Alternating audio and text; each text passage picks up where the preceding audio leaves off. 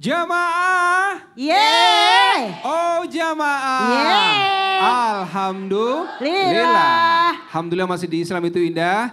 Masya Allah hari ini tema kita buat yang baru bergabung. Tema kita adalah Bismillah hutang lunas dengan ini. Tadi beberapa guru-guru kita sudah menjelaskan bagaimana niat yang harus kuat, ikhtiar. Ada juga ayat 1000 dinar, kemudian sedekah di waktu luang dan juga di waktu sempit dan lain sebagainya. Dan masih banyak lagi insya Allah ini yang bisa kita usahakan untuk bisa melunasi hutang-hutang kita.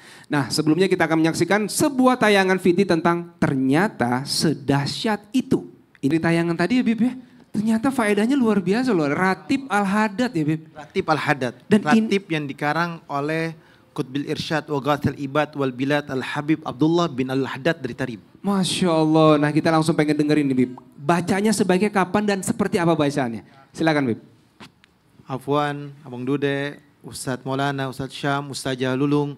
Bismillahirrahmanirrahim. Allahumma salli ala Sayyidina Muhammad wa ala ali Sayyidina Muhammad. Ratibul Haddad dikarang oleh Al-Habib Abdullah bin Al-Haddad yang beliau hidup pada abad 11 Hijriah pada tahun 1044 Hijriah sampai 1132 Hijriah.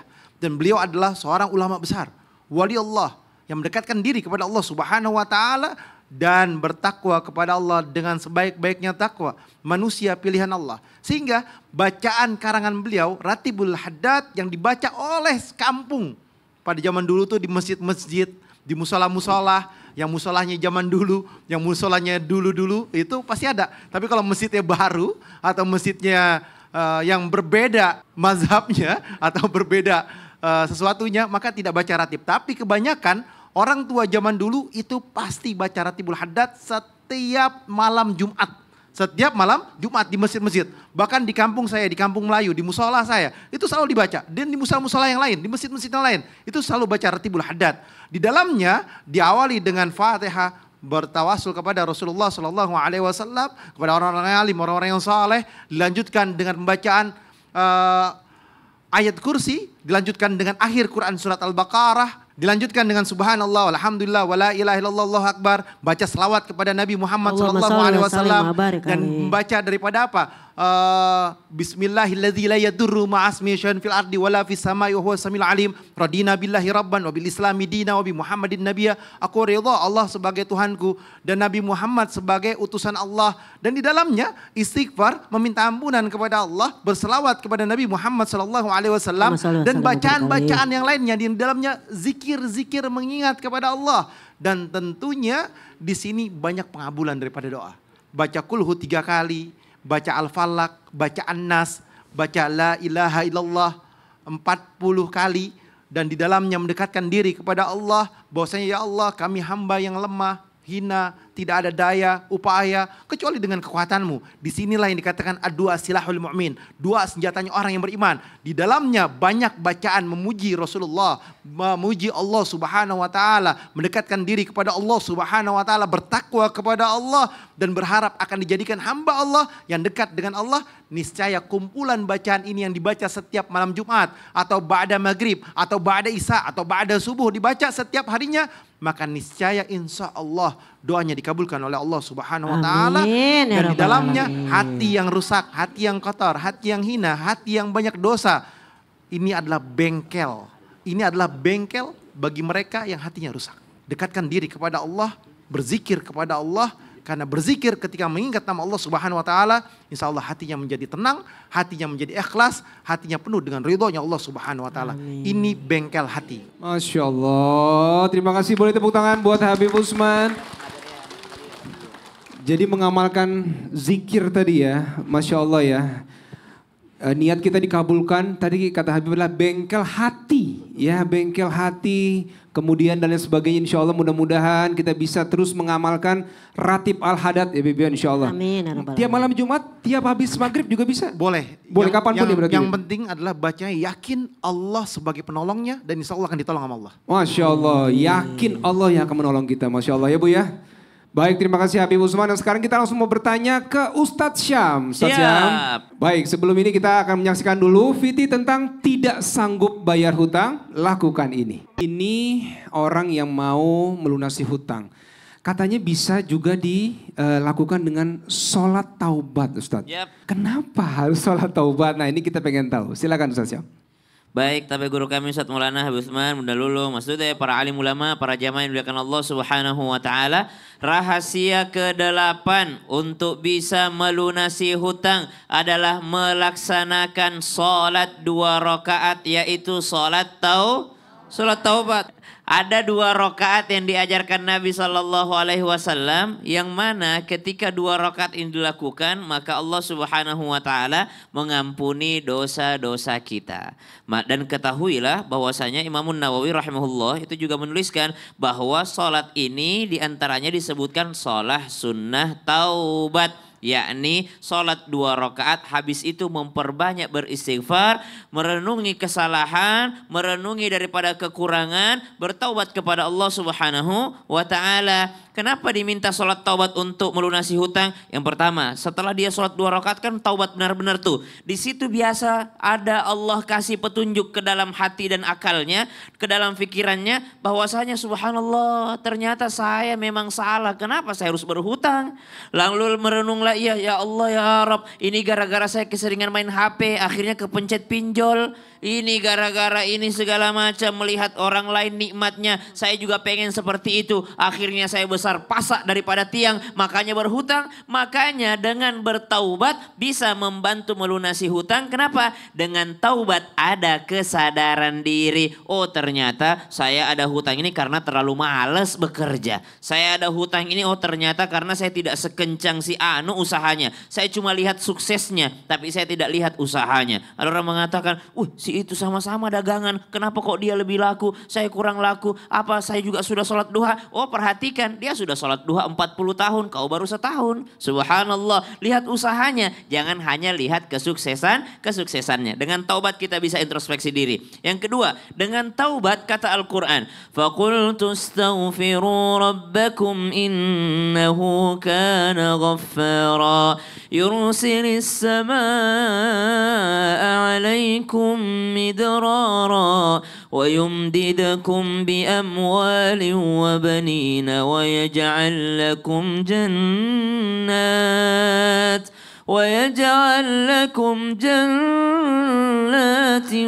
وَيَجْعَلْ لَكُمْ أَنْهَارًا.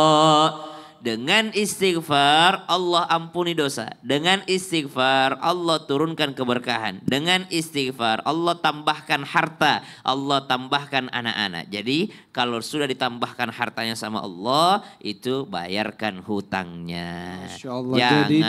Jangan sudah dikasih rezeki malah bergaya lagi, tidak bayar hutang. Nggak bayar hutang, lupa sama hutang. Berarti belum taubat. Jadi sholat taubat itu juga dampaknya baik buat diri kita Ustaz. Iya, introspeksi tadi ya. Betul, introspeksi apa ya kekurangan, kok saya bisa berhutang sebanyak ini. Oh subhanallah, gara-gara aplikasi, gara-gara ini. Ya. Masya Allah, baik, terima kasih buat tepuk tangan buat Ustaz Syam. Membiasakan sholat taubat, mengintrospeksi diri kita ya. Terima kasih Ustaz Syam, dan sekarang mau kita berbicara langsung dengan Ustazah Lulung. Ustazah, terima kasih Kak Dude. Ini kalau kita terus mau usaha lunasin hutang Ustazah. Ada yang bilang katanya membiasakan zikir Asmaul Husna. Oh iya. Ya Ghani ya Mugni. Ya Ghani ya Mugni. Nah itu diulang-ulang seperti itu. Nah sebenarnya bagaimana dalam Islam? Silakan Ustazah. Dengan 2 nama ini? Dengan 2 nama itu. Silakan Ustazah. Nama Anda siapa? Nama saya. Dude. Terima kasih. Wani izin Habib, Ustaz Syam, Ustaz Maulana, serta bunda-bunda soleha yang cantik manja. Alhamdulillah. Bunda senang gak dipanggil cantik? Senang gak dipanggil manja? Nah, nama-nama yang bagus itu membuat kita menjadi senang. Kalau kita senang ada orang nih pengen sesuatu, kita kasih gak kira-kira? Pemirsa kita kasih nggak? Kalau udah senang pasti kita dikasih. Nah bagaimana dengan rahasia 9 ini? Rahasia ke-9 adalah Asmaul Husna yang disebut dengan Ya Ghani Ya Mugni. Inilah salah satu rahasia di mana kita bisa melunasi hutang-hutang kita. Tapi gimana caranya? Masa Ya Ghani Ya Mugni, Ya Ghani kita sebut gitu terus duit jatuh gitu? Ya enggak juga, tetap kita harus berikhtiar. Jadi yang pertama dinyatakan dalam Al-Quran ya. Walillahil asma'ul husna fada'uhu biha. Allah. Mentang-mentang suara kita nggak semerdu Ustadz Syam. Dah ya. Dan Allah memiliki nama-nama yang baik. Maka mintalah kepada Allah dengan nama-nama tersebut. Allah. Yang pertama kita taat sama Allah. Dinyatakan dalam Al-Quran tadi dinyatakan apa? Bahwa Allah memiliki nama-nama yang baik. Minta kepada Allah. Jatuh kalau Allah dibilang minta sama Allah, kita minta. Sombonglah orang tidak pernah minta kepada Allah Subhanahu wa ta'ala. Iyyaka na'budu wa iyyaka nasta'in. Hanya kepadamu ya Allah kami beribadah. Hanya kepadamu kami minta pertolongan. Utang itu kalau bukan Allah yang nolongin gak bisa bayar. Biar kata orang kaya kadang-kadang cuek sama utang. Padahal duitnya ada. Bener gak pemirsa? Nah yang kedua Asmaul Husnanya adalah Ya Goni, Ya Mugni. Kenapa Ya Goni? Allah yang maha kaya kekayaannya gak ada batasnya. Itu Ya Goni. Kenapa? Ya Mugni. Allah lah yang maha memberi kekayaan kepada hamba-hambanya yang dikehendaki dan tanpa batas. Nah kalau kita mah ya gajian tanggal 1. Tanggal berapa udah habis? Tanggal 5 kan, habis kita mah ada batasnya. Kaya sekarang, besok bisa susah. Sehat sekarang, besok bisa sakit. Tapi Allah tidak ada batasnya. Jadi mintalah kepada Allah. Dan kedua kita taat sama Allah. Kalau Allah bilang minta sama aku minta. Sombonglah ya orang gak minta. Kemudian Ya Goni maha kaya. Yang Mugni yang memberikan kekayaan tanpa batas. Nah kalau kita mah kadang-kadang hari ini ngasih, besok kagak. Kenapa kamu ngasih dia? Habis dia baik sama aku. Kok kamu gak ngasih dia? Dia gak baik sama aku. Begitu. Tapi kalau Allah kepada siapa yang dikehendaki Allah pasti kasih. Mudah-mudahan kita amalkan. Nah sama-sama. Ya Goni. Ya Mugni. Ya Goni. Ya Mugni. Ya Goni. Ya Mugni. Ya Allah yang maha kaya. Ya Allah yang memberikan kekayaan. Berikan kami kekayaan. Biar bisa bayar Masya Allah. Gitu. Jadi zikirnya itu terus-terusan ya? Terus-terusan. Kapanpun. Kan zikir itu kapanpun. Ingat Allah kapanpun. Berzikir Asmaul Husna. Ya Goni, Ya Mugni ya. Masya Allah mudah-mudahan Allah sayang sama kita. Amin. Tadi Ustaz saya bilang. Kalau bukan karena Allah nggak bisa kita bayar hutang. Nah maka yakin Allah yang akan membantu kita. Masya Allah. Sekarang langsung kita masuk ke segmen Tanya Dong Ustadz. Kami semua tanya dong Ustadz. Baik siapa lagi yang mau bertanya? Siapa? Saya kesini lagi boleh ya? Silakan. Boleh Ibu silakan. Sebutkan namanya. Boleh di tengah sini Ibu? Yes. Dan pertanyaannya langsung. Assalamualaikum warahmatullahi wabarakatuh. Waalaikumsalam warahmatullahi wabarakatuh. Ke Ustadz Maulana ya Ibu ya. Nama saya Ibu Yanti dari Majelis Ta'lim Al-Istiqomah, Serang, Banten. Mau bertanya dengan Ustadz Maulana. Ustadz Maulana, baik. Pertanyaannya apa Ibu? Katanya kalau hutang mau cepat lunas itu baca surat Al-Waqiah setiap habis maghrib. Tapi ada yang udah ngamalin tapi tetap aja hutangnya nggak lunas. Apa emang surat Al-Waqiah bukan surat mendatangkan kekayaan harta ya? Oh jadi Al-Waqiah tiap habis maghrib. Tapi Anda udah baca kok nggak lunas juga begitu. Iya. Baik silakan langsung dijawab Ustadz Maulana. Ibu terima kasih banyak. Terima kasih banyak. Ini Habib, Ustaz Sam dan Bunda Lulu. Nah buat semuanya yang lagi punya utang, ayo bayar utangnya. Ustadz, katanya baca surah Al-Waqiah bisa melunaskan. Janji Rasulullah dalam satu hadis, siapa yang membaca Al-Waqiah setiap malam tidak akan miskin.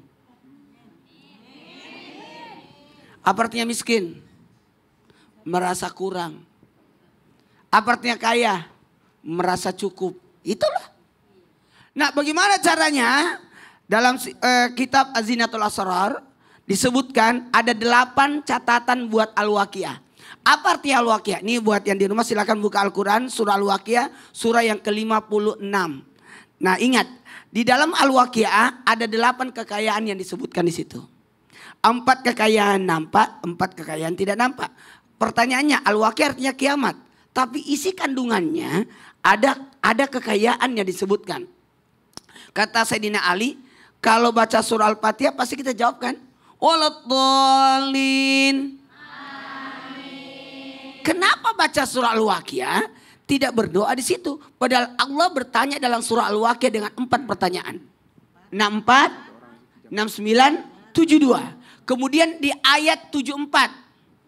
Fasabbi bismi rabbikal azim, maka bertasbihlah dengan nama Tuhanmu, maka bacalah subhanallah walhamdulillah wala ilaha illallah wallahu akbar. Sudah berapa ini? Sudah 5. Jadi urutannya ada di ayat 10 dulu.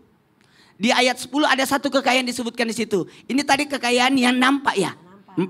Ada kekayaan tidak nampak di ayat 10. Wasabiquna sabikun. Yang terdahulu masuk surga. Jadi itu kekayaan itu. Ada orang kan di dalam surah Al-Waqiah disebutkan manusia dibagi 3. Ada golongan kanan, ada golongan kiri, dan ada golongan yang terdepan. Golongan yang kanan itu adalah golongan yang masuk surga, golongan kiri masuk neraka. Tapi ada satu golongan yang hebat. Dia duluan masuk surga. Oh, wasabiquna sabikun. Panitia kebaikan, hostnya, Masya Allah. ustadznya. Jamaah. Ya. Dan ternyata ada 3 di dalam satu ayat. Di ayat 89 dalam surah Al-Waqiah disebutkan parauhu warehanu wajannatun naim. Rezeki, tentram, nikmat. 1, 2, 3 rezeki, tentram, nikmat. Masya Berarti, Allah. berarti sudah 7 ya? 10, 59, 64, 72, 74. Sudah berapa? 6. Masih ada 2 lagi. Mau tahu? Di ayat 89. Warohu warayan wajannatun naim. Di yang ke-8 adalah terakhirnya. Maka bertasbihlah dengan nama Tuhanmu. Masya Allah. Beri tepuk tangan buat Ustadz Maulana. Ternyata surat Al-Waqiah, Masya Allah kandungannya Ustadz ya. Kalau tadi tentang kiamat, tapi banyak tentang kekayaan sebenarnya. Kekayaan di dalamnya. Kekayaan yang nampak dan kekayaan tidak nampak. Yang nampak dan tidak nampak. Masya Allah, mudah-mudahan kita terus bisa mengamalkan surat Al-Waqiah. Dibacanya kapan Ustadz? Di waktu subuh, kalau paling bagus sebenarnya malam. Malam itu kalau supaya tidak miskin. Tapi mau memperlancar rezeki bagusnya subuh. Subuh, Masya Allah. Baik, terima kasih Ustadz Maulana. Sekarang kita langsung, siapa lagi mau bertanya? Sini sudah ya, saya ke sebelah sini boleh ya Bu ya? Sebelah sini siapa? Nah, silakan. Mana tadi yang sudah siap? Ibu silakan. Ibu silakan sebutkan nama dan pertanyaannya langsung ke Habib Usman. Silakan Ibu di tengah, boleh? Mohon maaf. Assalamualaikum warahmatullahi wabarakatuh. Waalaikumsalam warahmatullahi wabarakatuh. Tanya Pak Habib. Ada yang bilang kalau mau Namanya siapa Ibu? Ya, nama saya Ibu Asmina dari Serang. Majelis Talim Al Istiqomah Serang Banten. Serang Banten, boleh tepuk tangan. Ada yang bilang kalau mau cepat lunas hutangnya pas sudah sholat hajat kirim Al-Fatihah ke malaikat Jibril dan malaikat Mikail. Apa emang Fatihah nyampe Bib? Kan mereka malaikat udah bisa ibadah. Udah biasa ibadah. Oh gitu Ibu ya. Jadi baca kirim Al-Fatihah buat malaikat nih. Emang nyampe kan malaikat? Udah biasa ibadah gitu Bu ya. Ibadah, ya. Baik, silakan Habib Usman dijawab. Ibu terima kasih banyak. Boleh kembali. Abang Dude, Boleh Ustadz tepuk tangan buat Maulana, Ibu Ustadz ya. Syam, Ustazah Lulung. Bismillahirrahmanirrahim. Allahumma salli ala sayyidina Muhammad wa ala ali sayyidina Muhammad. Secara akidah, malaikat tidak membutuhkan doa dari manusia. Karena malaikat adalah makhluk Allah yang taat, yang penuh cahaya, yang penuh keberkahan, yang penuh dengan takwa kepada Allah Subhanahu wa taala. Tetapi banyak para habaib, para ulama, mereka yang alim, mereka yang saleh, mereka bertawasul kepada siapa? Kepada para malaikat. Sebagaimana contoh tawasulnya saya punya guru Sayyidul Walid Al-Habib Abdurrahman bin Ahmad bin Abdul Qadir As-Segaf, yang dimana beliau memiliki satu tawasul yang dulunya beliau tidak bisa melihat, akhirnya beliau bisa melihat dengan tawasul tersebut. Ada doa di dalamnya, ada munajat di dalamnya, berharap kepada Allah Subhanahu wa taala, ilahi bijahil anbiya'i wal malaikah wa bil auliyai judlana bil ijabati. Ilahi tawasalna bi Qur'anikal karim tunawir basirati wa sam'i wa muklati. Di sini ada sepenggalan syair yang di dalamnya adalah Ya Allah, dengan kemuliaan para nabi dan para malaikat, kabulkanlah doa kami ya Allah.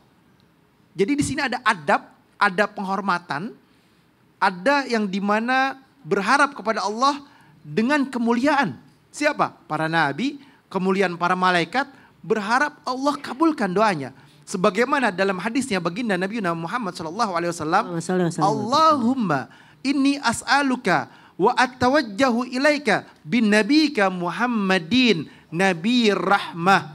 Di sini maknanya apa? Ya Allah, aku memohon kepadamu dan bertawasul kepada siapa? Kepada Rasulullah SAW, nabi yang membawa rahmat, rahmatan lil alamin.